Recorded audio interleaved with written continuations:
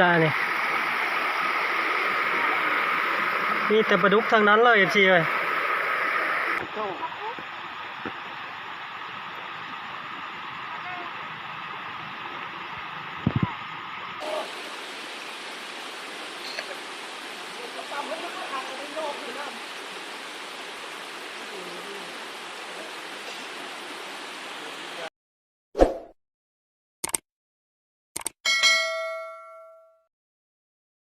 สบายดี FC มื้อสุขุสุคนเด้อมื้อนี้ก็สบายดียามเช้าพี่น้องเอ้ยอ่ะช่วงนี้เฮาสิพาพี่พาน้องไปยามโต่งพี่น้องเอ้ย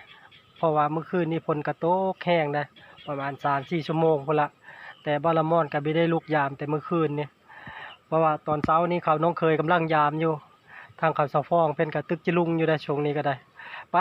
บ่ละม่อนก็สิพาพี่พาน้องไปเบิ่งบรรยากาศทางห้างโต่งพุ่นละพี่น้องเอ้ยว่าสิมานอยู่บ่ว่าสิได้อยู่บ่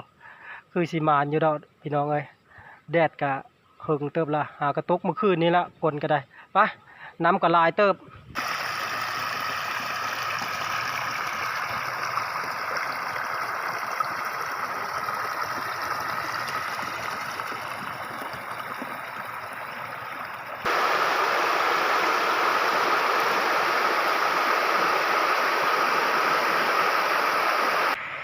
เลิกถือบ่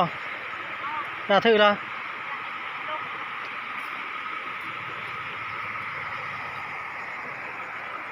เฮ็ดอันนี้เฮ็ดขาวบ่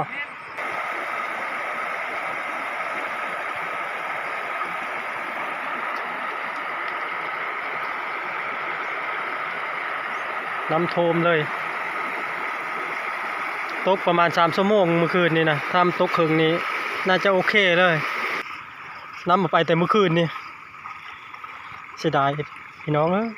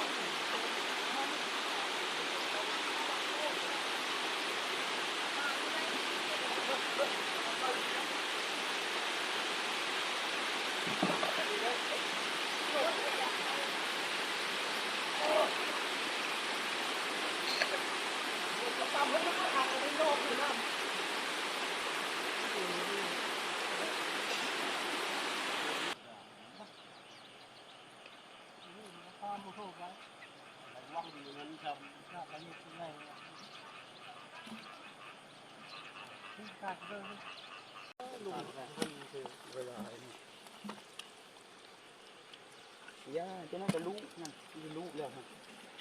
หาพี่ไม่ลูกกระลุนเลยดิโอ้ลงมาพี่เลยดิเห็นเก่งจังเลยขนาดชิลูอะไรน้อยเดียวนี่2 บ่อนไม่ลูกคือมีแต่ปลาดุกทั้งนั้นเลยFCเลยโซนนี้ปลาคอใหญ่มายามมีท่านก็เลยมันตายอันนี้ปลาแบบเป็นปลาก้อยปลาพวกนี้อันนี้สิลงยามเบิ่งก่อนว่าสิถืออีบ่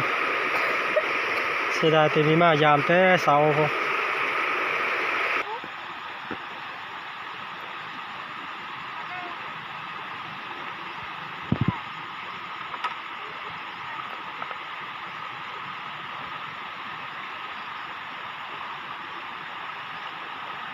เจ็บเอาทั้ง5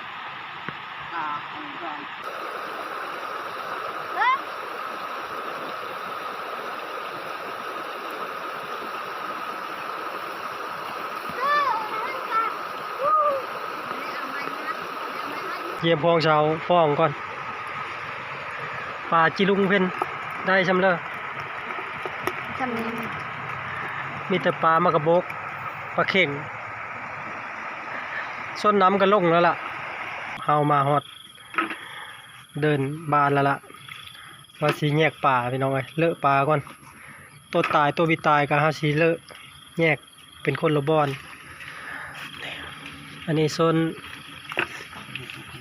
ปลาเน่าปลาตายอันนี้โซนปลาตะละตายนี่มีแต่ปลาดุกทั้งนั้นเลย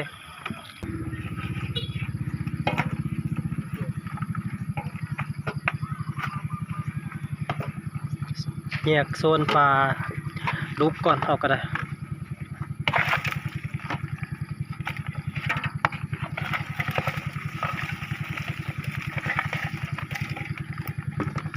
โซนปลาตายแยกทีหลัง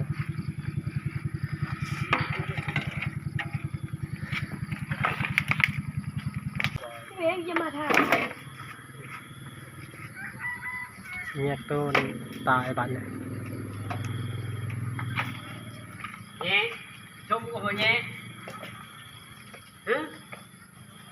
โอ้ยเรื่องจำไม่ได้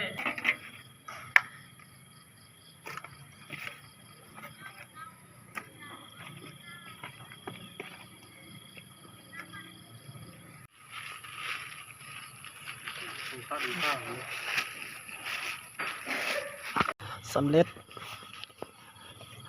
ยามเธอแรกปั่นเดียวกินไปก่อนเหลือแต่อันเท่ากับสาวชิท่าทรงนี้กะสายเติบละ14เลยหลังจากเขาแยกพูดแล้วก็สิได้ไปหายามต่ออีบัดเนี่ยเพราะว่าย่านปลาเนานะเขาสิเฮ็ดยามมาเฮ็ดกินบัดนี่ส่วนทางทีมงานเพิ่นเมื่อหากินข้าวกินน้ำแล้วล่ะเราไปเบิ่งเขาสะฟ้องตึกป่าเพราะว่าสิได้อยู่บ่เพิ่นยังพอเดียวตึกอยู่เด้อจิลุงก็ได้ไปเริ่มมานอยู่บ่ยังถืออยู่น้ำก็เริ่มลงแล้ว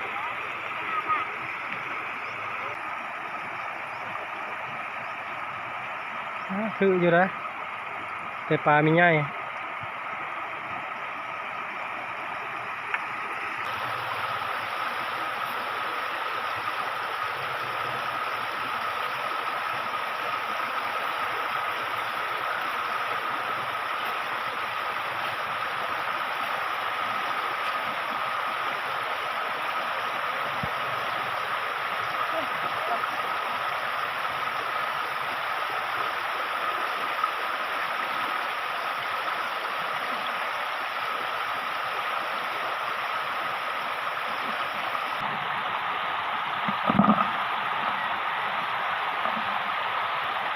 ที่เก็บปลาน้อยแบบนี้ ปลาดุกก็ได้นะ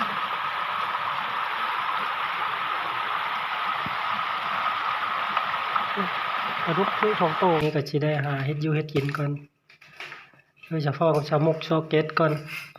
เอาเลอะแต่ปลาก้อยปลาลาบเฮ็ดกินส่วนปลากรมเฮาเฮ็ดตาแดดแน่หลังซอเก็ต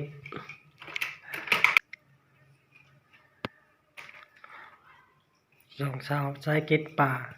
สามสาวน้อยนี่ซอเก็ตปลาเป็นบ่บ่ได้ บ้าบ่ได้ก็บ่ได้ไปกระมิจ้ะ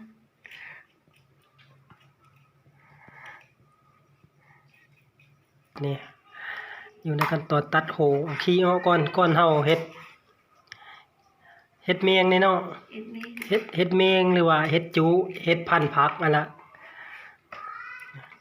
เอาโหเอาขี้ออกก่อนส่วนโหมันเฮาก็นำไปปิ้งมันเนี่ยส่วนขี้มันก็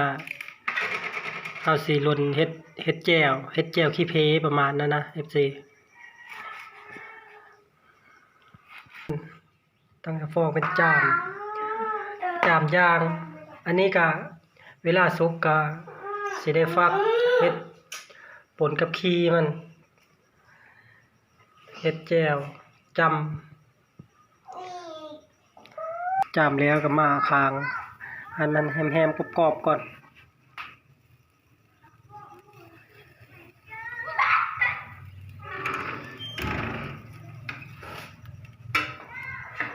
ไปก่อนกลิ่นหอมมาได้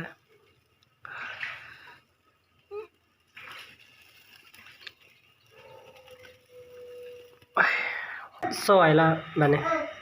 เพราะว่าส่วนปลาทำความสะอาดแล้วเรียบร้อยแล้วล่ะแต่เอาซอยเป็นชิ้นแล้วก็ไปคั้นมดแดงบัดนี้ซอยก็คือจะแล้วได้ส่วนโหมันก็สุกเรียบร้อยบัดนี้เหลือแต่ฟักส่วนซอยแล้วก็เอาไปคั้นมดแดงก่อนไปคั้นมดแดงเขาต้องเสื้อเกลือเสื้อแป้งโน่ก่อนเนาะ น้ำตุ๊ก เพราะว่าเอาไปคั้นส้มเพื่อน้ำข้าวมันออก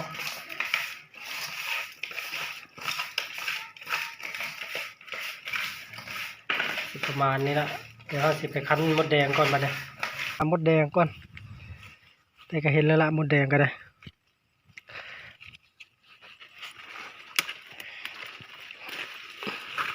โอ้โหโอ้โหมีตะไคร่ทั้งนั้นเลยมีตะไคร่ทั้งนั้นเลย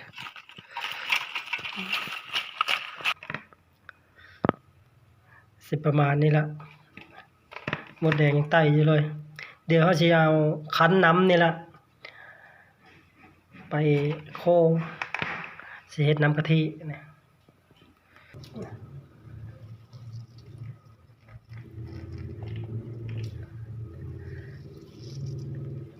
เอาปั้นเอาน้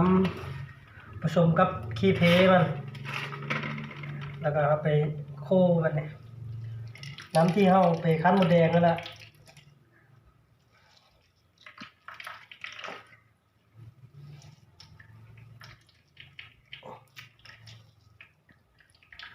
เพื่อจะได้กินหลายขั้นตอนไม่ต้องเลย นี่อ้อว่าบีมนะคมเพื่อน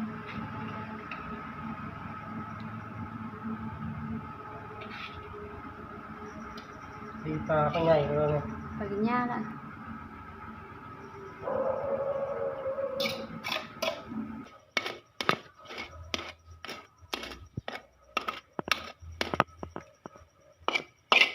พอแล้ว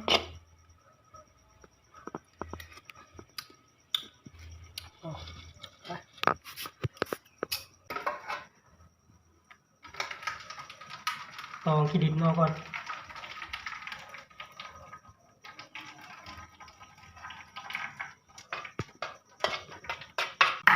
มันมีมันอยู่ตรงเลย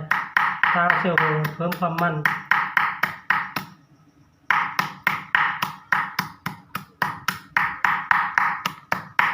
ถามว่าพี่เชื่อก็ได้ก็ได้คือเดียวแล้วแต่คนมักนี่อาชิปรุงน้ำจิ้มมาก่อนหรือว่าแจ่วเอาแจ่วที่จำปลานี่ละโหที่เอาฟักลงไป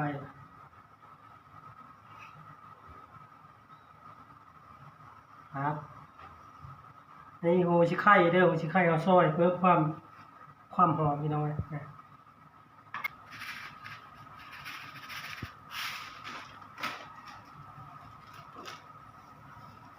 โค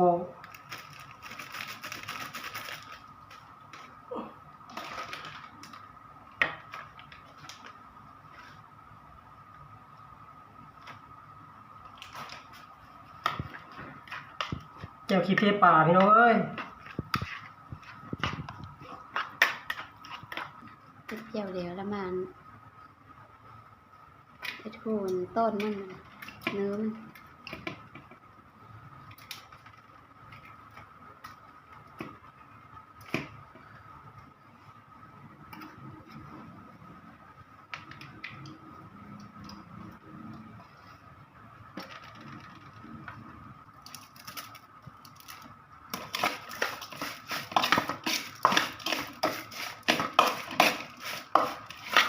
ซึ่งโคเพิ่มความหอม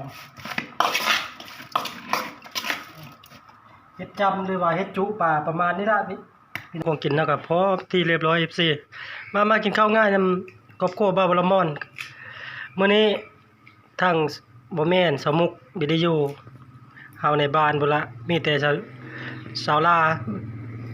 กับสาวฟอง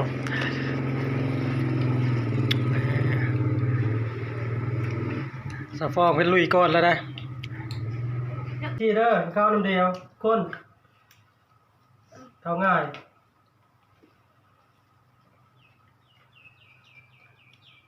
ยุบเลยพันพักพี่น้องเลยหรือว่าเอ็ดจูเอ็ดเมงก็ได้ถ้าประชาบ้านประชาบ้านบรมอนเอิญน่ะ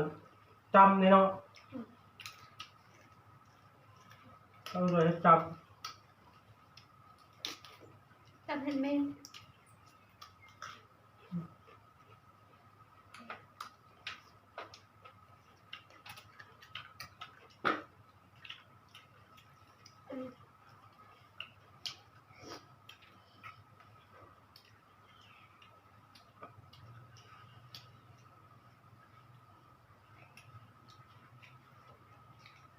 เพิ่มพักนางเลิศเข้าไปสุดยอดพี่น้องเอ้ยความแซ่บ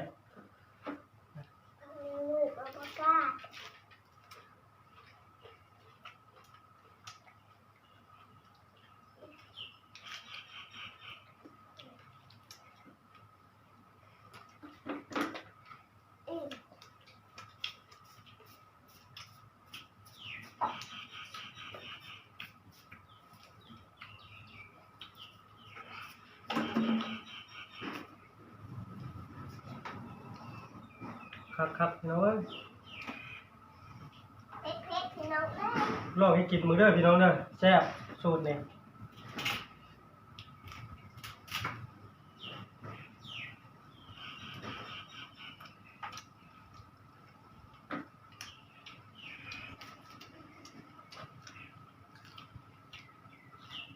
มีหรือไม้ต้มเนาะ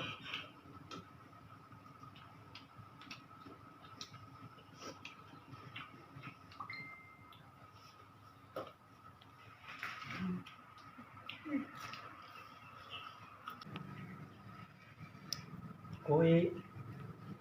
แก้วขี้เพปลา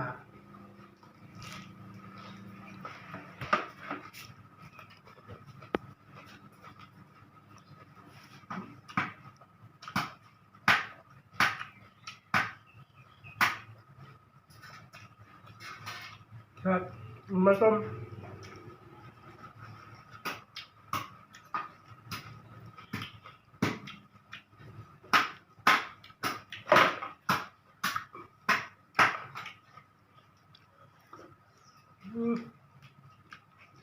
ร้อนอากาศมันร้อน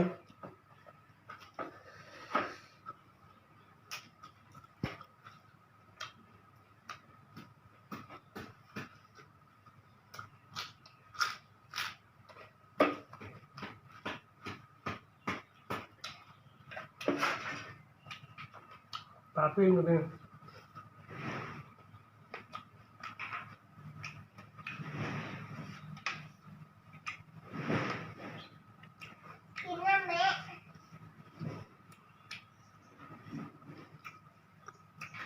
เฉพาะที่ดีนะ